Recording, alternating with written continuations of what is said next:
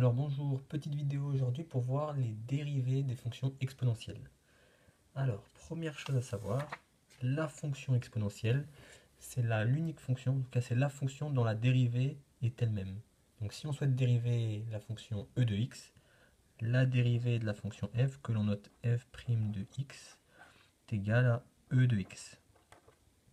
Ensuite, on peut avoir une composée de fonctions, c'est-à-dire qu'au lieu d'avoir x, on peut avoir une fonction affine, ou une fonction du second degré. Et là, par contre, il va falloir dériver l'exposant. Donc si on a quelque chose de la forme e de u, la dérivée de cette fonction donnera la dérivée de u, la dérivée de l'exposant, fois e de u.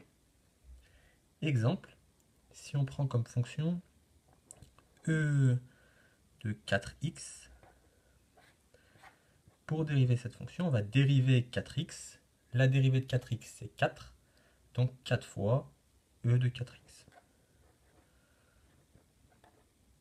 Autre exemple, e de 9x, et on souhaite dériver cette fonction. La dérivée de 9x, c'est 9. Donc 9 fois e de 9x.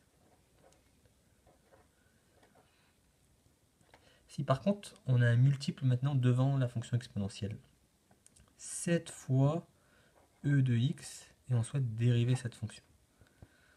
Et bien la dérivée de 7 e de x, ce sera 7 fois la dérivée de e de x. Donc 7 fois e de x. Alors, je vous laisse dériver ces 4 fonctions avec la fonction exponentielle et on va les corriger tout de suite.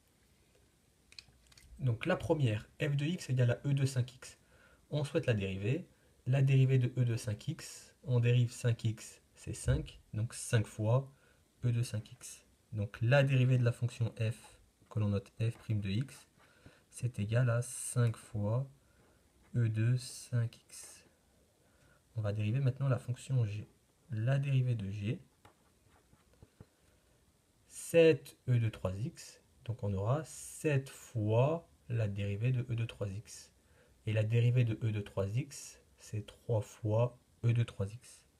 Donc ce qui nous donne 7 fois 3 e de 3x, que l'on peut noter 21 e de 3x.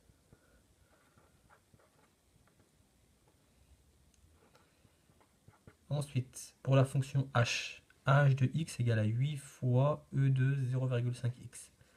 On dérive h, donc 8 fois la dérivée de e de 0,5x, 8 fois 0,5 e de 0,5x.